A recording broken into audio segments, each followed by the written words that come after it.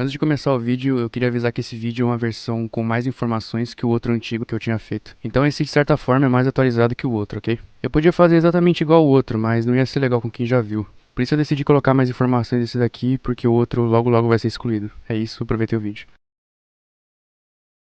Todo mundo sabe o que acontece depois dessa cena. Ela rejeita o pedido, mas hoje não. Hoje ela aceita. A obra de Re:Zero, além da história original, possui histórias alternativas que contam o que aconteceria se o Subaru tomasse escolhas diferentes ao longo da história. Senhoras e senhores, sejam bem-vindos ao Ren-If, ou mais conhecido como a Rota da Preguiça. Bom, se vocês se lembram, lá no episódio 18, quando o Subaru pede pra Ren pra fugir com ele, ela acaba não aceitando porque eles tinham feito uma promessa lá nos episódios 12, mais ou menos 13, em que eles iam ter um futuro juntos, mas de modo feliz. Então naquela cena que ele pede, tá tudo triste lá e por isso que ela não aceita. Mas por algum motivo, nessa linha do tempo, desse if, ela acaba aceitando. Então aquela proposta que ele fez pra fugir com ela, ela aceita dessa vez. E bom, como a Ren aceita o pedido, eles pegam uma carroça e vão pra Cararag, que é o reino vizinho. E bom, tem algumas coisas que a história não conta, como por exemplo, o que aconteceu com a Emília, já que ele não salva ela. Então eu vou supor aqui que a Emília morreu pro culto, como normalmente acontece. Então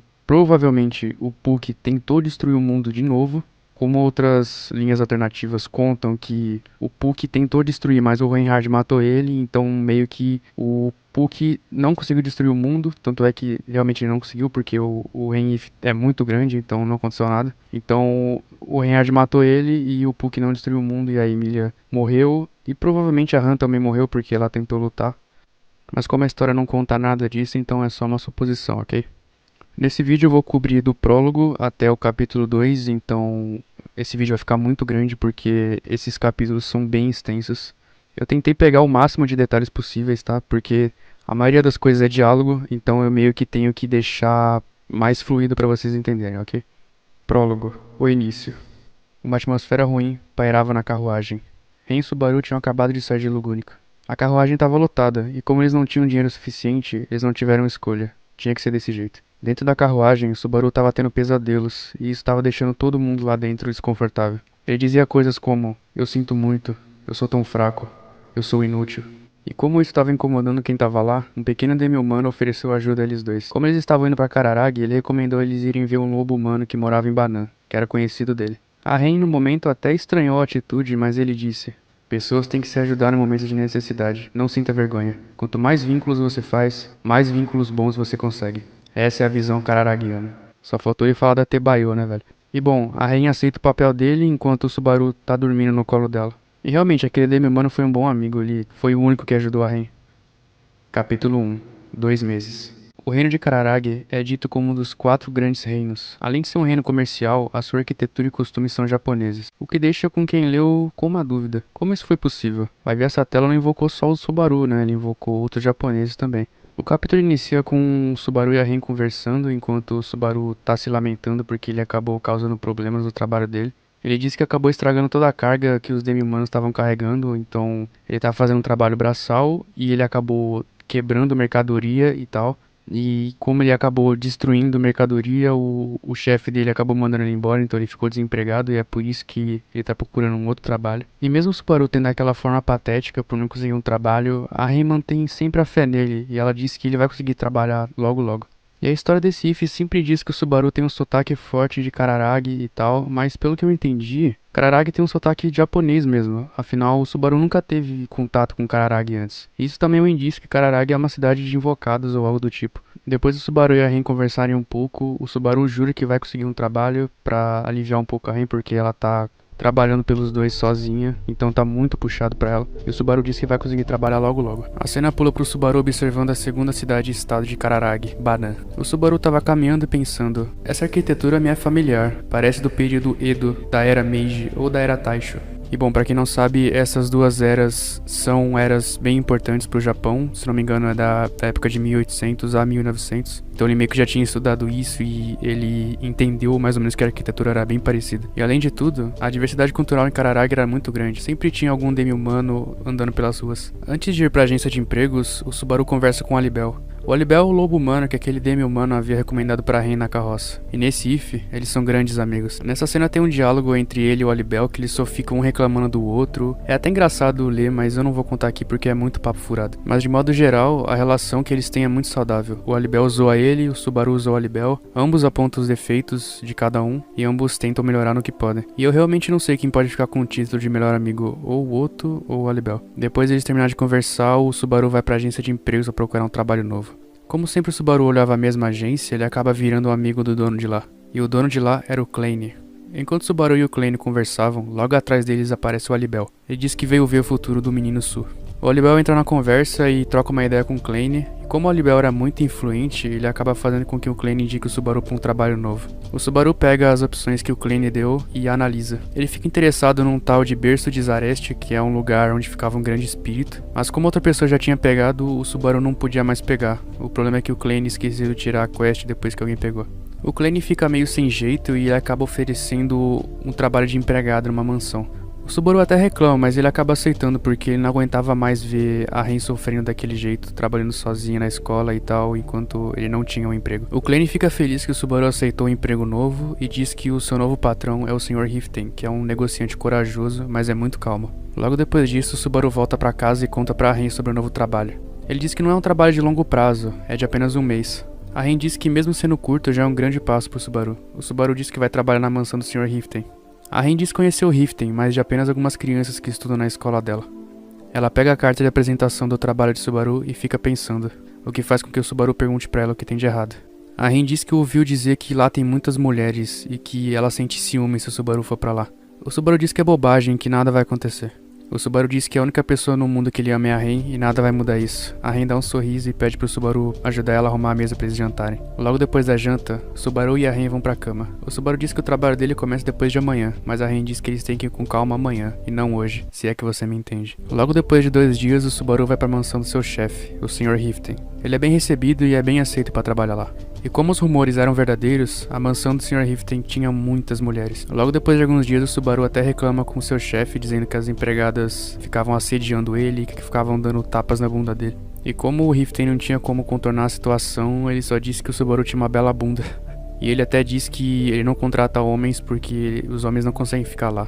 Mas como a gente tá falando do Subaru, né, então é claro que ele vai conseguir. O cara suporta tudo. Mas de qualquer forma, o Subaru conseguiu um emprego e o Riften diz que ele tem grande fé no Subaru e espera grandes feitos dele.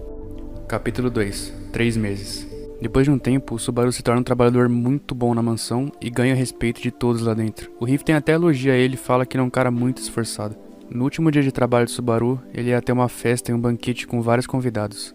O Subaru até ajuda o Riften costurando umas flores nas roupas dos funcionários para diferenciar dos que eram convidados. A Ren também chega para essa festa usando um lindo kimono azul, o que fez várias pessoas admirarem ela. Até o Alibel aparece lá para trocar uma ideia com o Subaru e fala sobre a vida e tal. O Riften também aparece e cumprimenta o Alibel, chamando ele de Playboy Eterno. E esse título de Playboy se espalhou porque o Riften também é amigo do Klein lá da agência de empregos, então eles meio que se conversam entre si, e esse título acabou pegando no Riften também. O Riften também acabou conhecendo esse título. E como o Subaru e a Ren queriam aproveitar a festa sozinhos, o Riften e o Alibel saem e deixam eles sozinhos. Rezero seus diálogos interessantes. Depois de um tempo andando juntos, o Subaru fica assustado com uma coisa que ele viu. A Ren até estranha, mas logo vê depois uma sombra olhando pra eles. Uma pessoa imóvel encarando os dois. Eles olham e percebem que é uma mulher magra, usando vestido escuro, se camuflando na escuridão. O Subaru ficou paralisado devido à pressão daquela mulher, e a Ren já sentia a sua hostilidade. A mulher olha pra Ren e fala: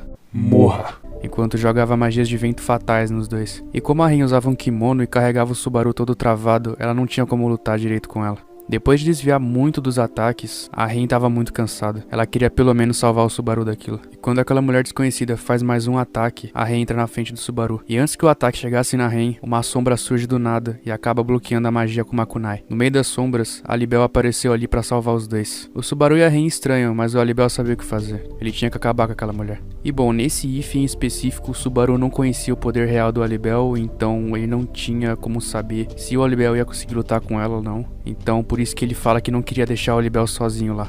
A Rei não queria contar, mas ela conta pro Subaru que o Olibel é um dos seres mais fortes de Kararagi, o que fez com que o Subaru ficasse com um pouco de ciúmes e um pouco de tristeza porque o Olibel nunca contou pra ele isso. A mulher continua tentando focar a Rei, mas o Olibel tá bloqueando tudo e quando finalmente ela foca o Olibel fica até feliz e fala que vai retribuir com um favor. Na frente dos três, o Olibel faz 4 clones dele mesmo e ainda diz: "A minha força não foi dividida, ela quadriplicou." E ainda ele tem a cara de pau de perguntar pra ela de qual clone ela gostaria de apanhar. E a única palavra que ela falava era morra, morra, morra, enquanto subia no telhado e tacava mais ventos cortantes nos três. E como o Olibel já queria finalizar ela, ele e os 3 clones dele jogam kunais em cima dela. Ela consegue defletir 3 kunais, mas uma acaba atingindo ela, então ela meio que fica ferida naquela ocasião. O Olibel até tenta ir atrás dela, mas ela consegue fugir nas sombras de algum jeito, então até com o faro apurado dele, ele não conseguiu sentir o cheiro dela. Então ela acabou fugindo. E no meio da luta, a Ren acaba desmaiando, então o Subaru e o Olibel ficam muito preocupados com ela.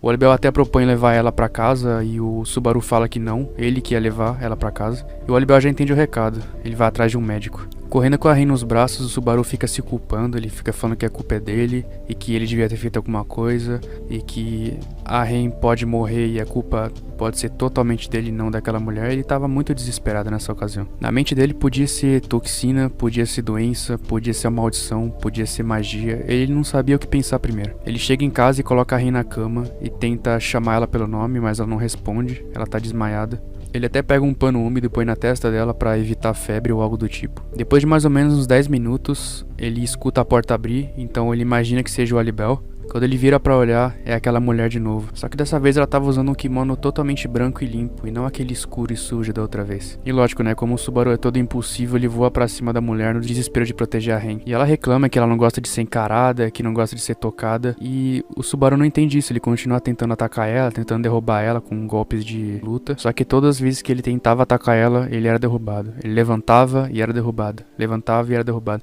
Até que ele ficou todo ensanguentado e não conseguia mais levantar. Aquela mulher chega perto da Ren, analisa o corpo dela e fala que o tempo dela acabou e ela vai embora. O Olibel chega na casa do Subaru e fica todo desesperado porque ele vê o Subaru todo estourado na calçada e vê a Ren desmaiada ainda. Ele imagina que o Subaru foi atacado de novo. Depois de alguns minutos o Subaru acorda de novo e ele já tá bem. E o Olibel conversa com ele e fica em choque porque ele achou que ela ia atacar de novo em alguns dias e não 10 minutos depois. Depois deles conversarem um pouco, o médico chega e ele começa a analisar a Ren. E nesse momento é engraçado porque o Olibel tava muito nervoso de ter deixado eles dois irem sozinhos pra casa e ele acende um cigarro pra fumar do lado deles, né? E a reação do médico é melhor. Ele fala: "Apaga isso, idiota."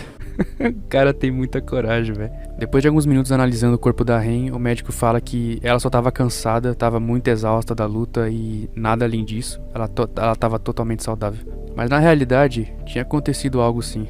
O médico vira pro Subaru e diz: "Parabéns." E como sempre o Subaru é lerdo pra entender, o médico até zoou o Subaru falando que ele é mais burro que o Olibel. Eu realmente não entendi essa cena. O médico ele fica xingando o Subaru Olibel de idiotas muitas vezes, velho. Acho que o cara tava sendo mal pago naquele dia, sei lá. E como o médico tava sem paciência, ele chega pro Subaru e fala: "A sua esposa está grávida." Bom, e como sempre o Olibel é mais rápido pra entender, ele fala pro Subaru que quer conversar com ele no dia seguinte. Então por hora era pro Subaru cuidar da Ren. Então ele sai com o médico, né? Eles saem da casa e deixam os dois sozinhos. No dia seguinte, a Ren acorda e pergunta pro Subaru por que ele tá segurando a mão dela com tanta força. Ela achou que tinha acontecido alguma coisa com ele tinha se machucado ou algo assim. Ele olha pra ela e diz que ela tá grávida. A Ren fica sem jeito na hora, mas ela pergunta pro Subaru se ele gosta da ideia de ter um filho. E mesmo o Subaru ainda tá absorvendo aquela situação toda, ele diz que vai amar muito essa criança, assim como ama a Ren. A Ren fica muito feliz com a resposta e eles se beijam.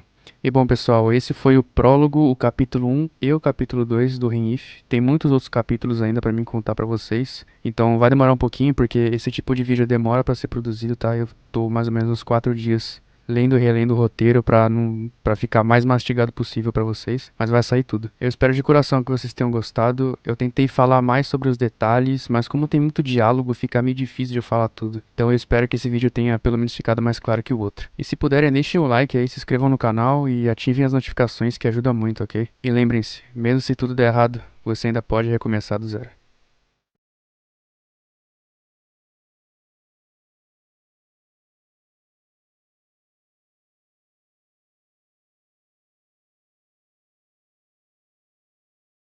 Deixa desse! Ora!